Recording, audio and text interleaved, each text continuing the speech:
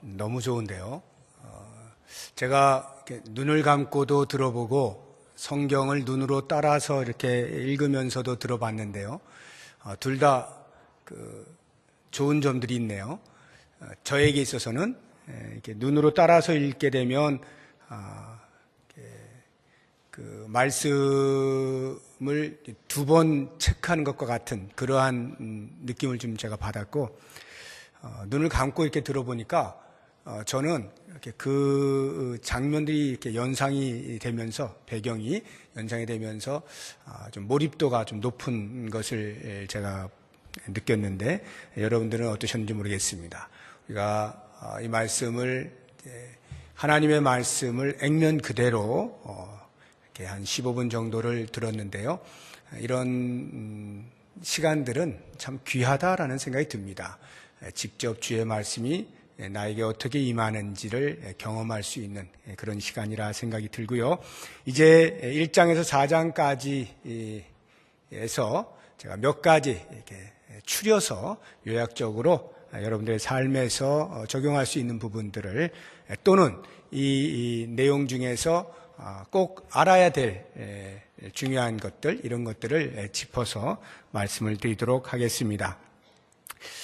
1장에 보시게 되면 처음에 이제 아브라함과 다윗의 자손 예수 그리스도의 계보라 해서 예수님의 족보가 나옵니다. 족보는 우리나라 사람들로서는 잘 알죠. 족보가 뭘 의미하는지. 유대인들에게 있어서도 이 족보에 대해서는 대단히 중요하게 여기는 것이었는데요. 아브라함부터 예수님까지 총 42대에 걸쳐서 소개를 해놓고 있습니다. 그런데 14대씩 3기로 나누어서 소개를 하고 있습니다. 그리고 14대가 지난 그 다음은 어떤 전환점이 있다는 것을 알게 됩니다. 아브라함부터 다윗까지 14대, 다윗부터 바벨론으로 포로 생활하러 가는 데까지 14대, 거기에서부터 다시 돌아와 예수 그리스도에게까지 14대입니다. 총 42대인데요. 이것은 실제 족보가 이렇다는 것은 아닙니다. 누가복음 3장에 보면 동일한 족보가 나오는데 거기에는 53세대가 나옵니다. 그런 거 보면 이 마태복음에 나오는 족보는 일정한 어떤 목적에 따라서 이 저자가 생략을 했다라고 하는 것을 알 수가 있습니다. 그 생략의 목적은 역시 14대씩 끊으면서 우리들에게, 독자들에게 무언가를 암시하는 거죠. 한 세대가 마칠 때마다, 기가 바뀔 때마다 어떠한 역사적 변환이 있다라고 하는 것을 알게 해주는 대목입니다. 이 이야기는 마지막 42대가 맞춰진 예수 그리스도, 그리고 그 이후부터의 새로운 세계가 열린다라고 하는 것을 우리로 알게 해주는 것입니다. 아브라함과 다윗의 자손이라고 말을 할 때에는 예수님의 나심이 유대인들이 생각하는 적통이다, 이런 말이에요. 그들이 생각하는 법적인 족보에 조금 더 어긋남이 없이 정통성을 가지고 예수님이 태어났다라고 하는 것을 이야기해 줍니다. 이 마태복음은 유대인들이 독자예요. 그러니까 유대인들의 입장에서 그것이 먼저 해결될 필요가 있는 것이죠. 예수님이 도대체 어떤 사람이냐라고 하는 출신에 있어서 아브라함과 다윗의 자손, 적통 이다라고 하는 것을 먼저 알려주고 있는 것입니다. 그러면서 동시에 그것은 혈통적으로 적통을 이어가는 것뿐만이 아니라 아브라함과 하나님께서 맺으신 언약, 그리고 다윗과 맺으신 언약의 성취자로서의 예수 그리스도시다라고 하는 것을 알게 해주는 것입니다. 창세기 12장에 보면은 하나님께서 아브라함과 함께 언약을 맺으시죠.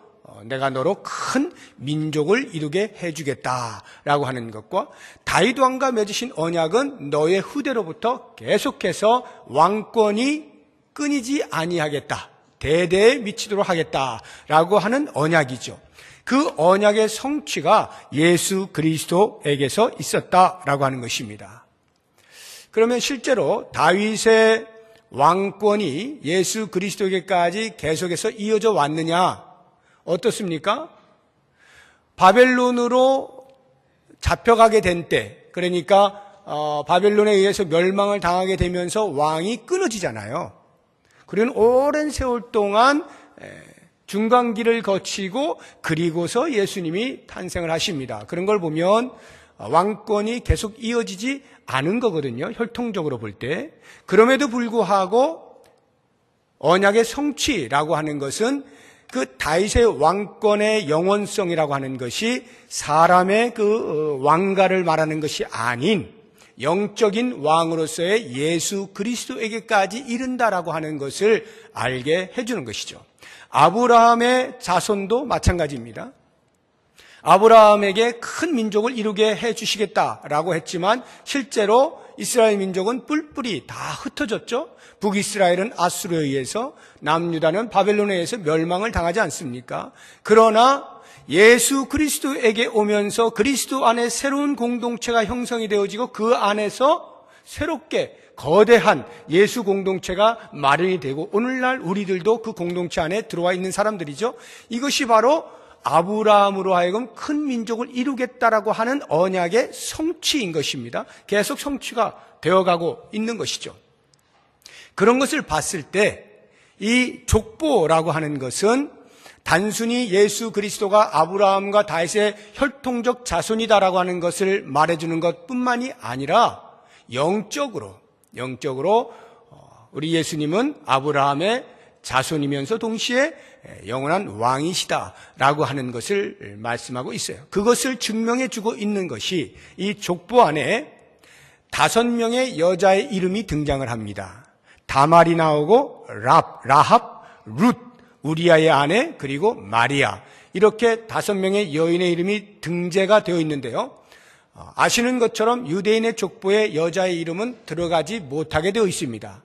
사람 취급을 받지 못하였어요. 남자들로서만 계승하게 되어 있는데 예수님의 족보에 이렇게 5명의 여자 이름이 등재가 되어 있다는 것, 특히나 이 5명의 이름들을 보시게 되면 면면이 보통 여자들이 아닙니다. 정상적인 여자가 아니에요. 다 이상한 여자들이에요. 예를 들어서 다말은 어떻습니까? 자기 시아버지 유다와 관계를 해서 아들을 낳아서 대를 이어가는 이런 여자입니다. 라합은 여리고에 살던 기생입니다. 그럼에도 불구하고 이스라엘에 편입이 되어져서 다윗의 고조모가 되죠. 룻은 모압에 살던 이방 여인입니다. 그렇지만 그가 보아스와 결혼을 하면서 다윗의 할아버지인 오벳을 낳죠. 전부 보면은 다 이상한 출신을 가지고 있어요. 우리아의 아내도 마찬가지입니다. 우리아의 아내였지만 솔로몬에 의해서 강탈을 당하고 어쩔 수 없이 아내가 되어져서 그렇게 해서 솔로몬을 낳게 되어지는 이러한 여인이고요. 마리아도 전혀 정상적인 여인이 아니죠. 어디서 아이를 낳았는지 모르겠는데 남자를 알지 못하는데 아이를 낳은 거예요. 일반 사람들이 볼 때는 도무지 족보에 오를 만한 어떠한 공헌을 한 여자들이 아닌 겁니다. 워낙이 큰 공헌을 했으니까 비록 여자들이지만 이름을 안 올릴 수 없다 해서 올라간 이름이 아니라 빼고 숨기고 감추어야 할 그러한 여인들의 이름이 들어가 있는 거예요. 왜 그럴까요? 이것이 곧 예수 그리스도는 아브라함의 자손이라고 하는 혈통적 자손으로 끝나는 것이 아니라 온 열방을 품고 있다라고 하는 것이고, 다윗의 자손이라고 하는 다윗의 그 왕가의 혈통적 왕의 계승자가 아니라 온 우주의 왕으로서 탄생하신 것이다 라고 하는 것을 알게 해주는 것입니다. 그래서 이 족보가 얼마나 중요한지 몰라요. 신약 전체 시작을 족보로 시작하는 이유가 여기에 있는 것입니다. 그 다음에 우리가 볼 것은 2장을 한번 보십시오. 2장에 보면 동방의 박사들이 별을 따라 와서 한 곳에 머물러 예수님을 발견하고 경배한 사건이 기록이 되어 있죠. 여기를 보시게 되면 지금 예수 그리스도가 단순히 유대인의 혈통에 의해서 유대인의 왕으로서만이 아닌 온 우주, 온 세계의 왕이시다라고 하는 것을 이 여인들의 이름을 통하여 알게 해주셨을 뿐만 아니라 한 걸음 더 나아가서 동방의 박사들의 경배하는 것을 통해서 알게 해줍니다. 2장 2절을 보세요. 유대인의 왕으로 나시니가 어디 계시냐 이렇게 돼 있죠. 동방의 박사들이 먼 곳에서 아마도 바벨론, 페르시아 이런 데일 겁니다. 이런 데서부터 찾아와서 예루살렘에 도달을 한 거예요. 그리고는 유대인의 왕으로 나시니가 어디 있느냐 묻는 겁니다. 이들이 그 별이라고 하는 것이 유대인의 왕을 표현하고 있다는 것을 알고 따라온 거예요. 생각을 해보십시오. 그 동방에 있는 사람들이 뭐하러 유대인의 왕을 보러 오겠습니까? 자기 나라 왕도 있고 다른 많은 나라의 왕들이 있는데 왜 하필이면 유대인의 왕을 따라오느냐고요. 여기에서 바로 예수 그리스도는 유대인의 왕으로만 나신 것이 아니라 온 우주의 왕으로 이 땅에 오셨음을 알게 해주는 것입니다. 그래서 이 동방에서 온 박사들이 비록 유대인의 왕이라고 하는 그러한 사인으로서의 별을 보고 왔지만 그에게 경배하는 이유는 나의 왕이십니다 라고 하는 고백이거든요. 다시 말하면 온 우주의 왕이신 아기 예수께 경배를 하고 있다라고 하는 것입니다. 그런데 이 경배를 하는 모습을 볼 때 우리에게 도전이 되어집니다. 동방의 박사들이 아기 예수를 경배하는 것을 우리가 예배자라고 만약 표현한다면 예배자의 태도가 어떠할 것인가 라고 하는 것을 우리가 살펴볼 수가 있는데, 첫 번째, 예배자는 사모함으로 나와야 한다 하는 것을 알게 됩니다. 이들이 얼마나 아기 예수의 탄생을 기다렸습니까? 기대하고 사모하면서 그렇게 별만 보고 있다가 결국에는 찾아내고 그 먼 길을 마다하지 않고 온 것 아닙니까? 이런 사모하는 마음, 우리가 주 앞에 예배하러 나올 때 사모하는 마음이 필요하다라고 하는 것이에요. 그래서 그들이 그 별을 발견했을 때, 그리고는 예수님이 탄생하신 그 위에 머물러 서 있을 때 뭐라고 되어 있습니까? 10절에, 2장 10절에 매우 크게 기뻐하고 기뻐하더라. 매우 크게 기뻐하고 기뻐하더라. 사모하는 마음이 있으면 주 앞에 나올 때 이러한 기쁨이 발생하게 되어 있다라고 하는 것입니다. 두 번째는 엎드릴 때 겸손히 엎드리는 것입니다. 그의 어머니 마리아가 함께 있는 것을 보고 엎드려 하기께 경배하고 라고 하는 것은, 엎드렸다라고 하는 것은 그들이 그렇게 사모하여 만난 그 아기 예수에 대하여 왕이신, 온 우주 만물의 왕이신 그분 앞에 자기들의 모습은 초라하기 그지가 없는 것입니다. 그러니까 자연스럽게 엎드리게 되는 것이에요. 이것이 예배자의 자세이다. 우리 주님 앞에 나올 때에 목을 곧게 세우고 나오는 것이 아니라 지극히 겸손함으로 왕 되신 주님을 찬양합니다 하는 심정으로, 죄인이 주를 뵙습니다 라고 하는 심정으로 겸손히 나와 예배해야 된다라고 하는 것이고, 세 번째는 정성을 다해야 한다라고 하는 것인데, 이 정성을 보여주고 있는 대목이 보배합을 열어 황금과 유향과 모략을 예물로 드렸다라고 하는 이 부분입니다. 여러분, 황금과 유향과 모략 굉장히 중요하고 가치 있는 것이기도 하지만 그것을 동방에서부터 들고 왔다는 사실, 얼마나 귀하게 그 먼 길을 만나면 반드시 드려야지 라고 하는 마음을 가지고 정성을 다해서 보관하고 있다가 그 주님을 만났을 때 서슴없이 내어놓는 이 모습, 우리가 주님을 예배할 때에 이러한 정성이 필요해요. 이 정성은 우리의 마음도 물질도 재능도 무엇이든 다 주 앞에 내어드리면서 정성을 다할 때 바른 예배가 되어지고 하나님이 기뻐하시는 예배가 되어진다라고 하는 것입니다. 3장에 세례 요한이 나옵니다. 세례 요한은 예수님이 오셔서 사역을 하시기까지 준비하는 자로서 등장을 하였습니다. 이 세례 요한을 한마디로 표현해주고 있는 것이 3절입니다. 광야에 외치는 자의 소리가 있어 이르되, 세례 요한을 광야에 외치는 자의 소리라고 표현을 하고 있습니다. 소리는 전달을 하고 내용은 남기고 소리는 사라지는 겁니다. 제가 지금 여러분들에게 무엇인가 전달하잖아요. 소리로. 내용은 여러분의 마음에 남고 지금 제가 말한 소리는 없어졌잖아요.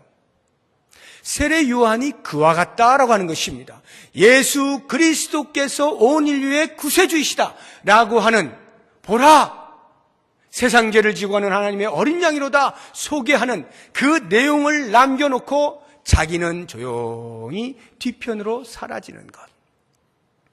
우리가 왜 성경이 이 땅에 여자에게서 낳은 자 중에 세례 요한보다 큰 자가 없다라고 말하는지를 알게 해주는 대목이죠.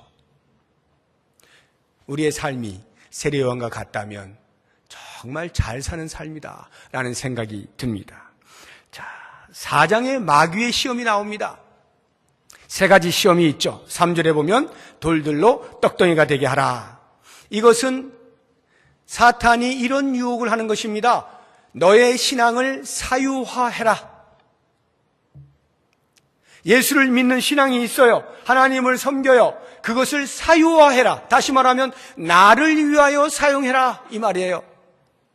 예수를 믿어서 주님 막 간절히 기도해서 나의 필요를 얻어내는 것, 신앙을 그렇게 사유화할 것을 사탄이 예수님께 요청하고 있는 거죠. 유혹을 하고 있는 것입니다. 그런데 주님께서는 넉넉히 이기시죠.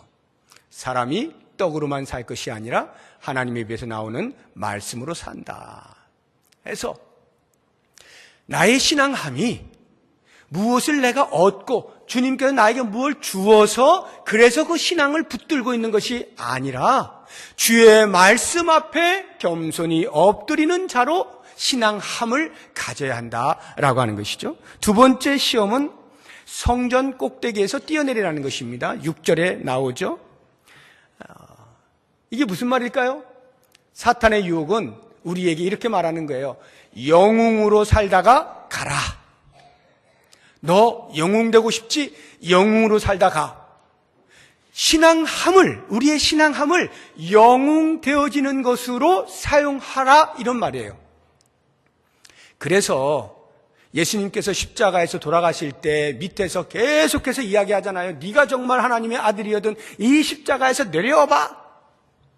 너 지금 곧 죽을 건데 네가 정말 하나님의 아들이야? 그럼 한번 내려와봐. 그럼 우리가 믿을게.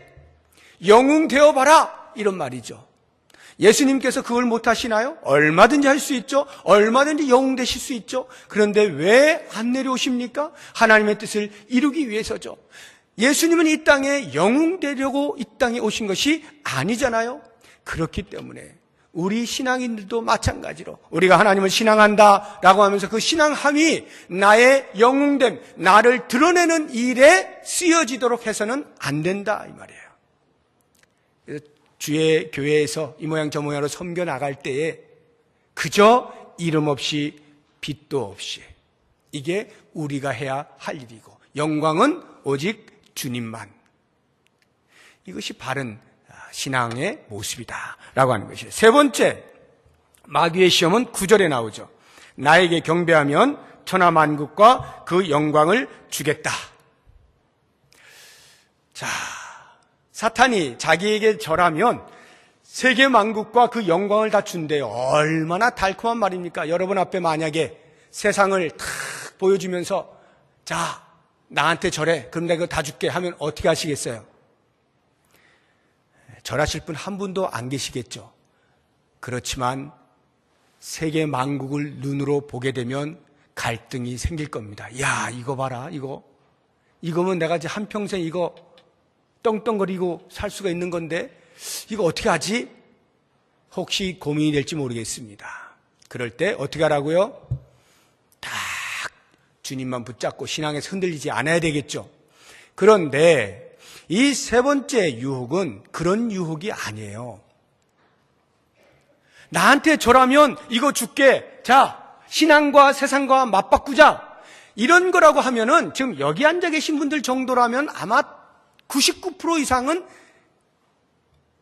거절하실 거라는 생각이 듭니다. 내가 아무리 부족하고 연약하고 뭐 가진 게 없다 할지라도 어떻게 내 신앙을 바꿀 수 있어? 하고 아마 신앙을 꽉 붙잡으실 것 같아요. 지금 사탄의 유혹은 이 부분이 아니라 이겁니다. 한 종이 두 주인을 섬길 수 없다라고 하신 예수님의 말씀에 대하여 아니야. 한 종이 두 주인을 섬길 수 있어. 이 유혹을 하는 겁니다. 그러니까 예수님께 경배하던 것을 멈추고 나한테 경배하라 하고 사탄이 유혹하는 것이 아니라 너 예수님께 경배해. 다 해라. 다 하고 나한테도 해봐. 나한테도 하면 내가 이거 다 준다. 너 신앙 할 거 해. 하고 나한테도 한번 해보렴. 사탄의 유혹은 좀 이겁니다. 그래서 무서운 거예요. 우리에게 도전하고 있는 유혹이라는 게 그래서 무서운 거예요. 우리가 신앙생활을 하도록 다 놔두면서 가끔 찾아와서 두드립니다. 야, 나한테도 한번 절해봐. 너 필요한 거 내가 줄게. 이렇게 되면요, 이 유혹을 떨쳐내기가 쉽지 않습니다. 저도 만만치 않을걸요. 예수님께서 이 부분을 어떻게 물리치셨는가라고 하는 것을 보시고, 결코 한 사람이 두 주인을 섬길 수 없음에 대하여 못을 박으십시오. 이 땅의 것들은요, 우리가 가져서 대단히 가치가 있는 것처럼 보이지만 사실은 편안한 것이지 가치가 있는 것은 아닙니다. 가치로 추구할 것들은 아니에요. 단지 편안할 뿐이에요. 그것을 우리가 주님과 경배하고 또 사탄에게도 한번 경배해 볼까? 그 가치 없는 것을 위해서 이렇게 한다는 것은 어리석은 것이다 라고 하는 것을 기억하시면서 우리의 신앙을 반드시 해나가야 되겠다라고 하는 것입니다. 마지막 한 가지, 4장 뒷부분을 보시게 되면 예수님께서 제자들을 부르시는 장면이 나옵니다. 18절에서 22절까지 나오는데요, 거기에서 우리의 제자도에 대해서 한번 생각하고 말씀을 마치도록 하겠습니다. 먼저 예수님께서 제자들에게 찾아오셔서 나를 따라오너라 이렇게 말씀하고 계시다는 것, 우리의 인생은 내가 결정짓는 것이 아니라 주님이 결정지으시는 주권이 있으시다라고 하는 것을 먼저 알 필요가 있고요. 그 다음에 제자도라고 하는 부분에 있어서 예수를 따라가는 자로서의 갖추어야 할 덕목 두 가지만 이야기한다면, 첫째가 즉각적 순종입니다. 20절 보세요. 4장 20절, 그들이 곧 이렇게 돼 있죠. 곧. 22절, 그들이 곧. 예수님이 말씀하실 때 예수님 생각해보고요, 우리 가족들하고 의논해보고요, 제가 좀 한 달 동안 기도 좀 해보고요 가 아니라 곧 행동에 옮기는, 곧 지체 없이 즉각적 순종을 하고 있다라고 하는 것. 예수님이 부르시면 모든 가치에 우선한다는 것에 대한 확증이에요. 그래서 즉각적 순종을 하는 거죠. 예수를 따를 때는 이러한 즉각적 순종이 필요하다, 요청되어진다라는 것이고, 두 번째, 결단과 헌신이 필요합니다. 다시 20절 보세요. 그들이 곧 그물을 버려두고, 22절, 그들이 곧 배와 아버지를 버려두고. 이게 무슨 말입니까? 놔둬야, 그것을 버려야 예수님을 따라갈 수 있잖아요. 그물을 붙잡고 있는 상태에서 예수님 못 따라가죠. 가랑이 찢어지잖아요. 그러니까 한쪽은 포기해야 됩니다. 그런데 이 포기를 할 때 보관해 두는 게 아니에요.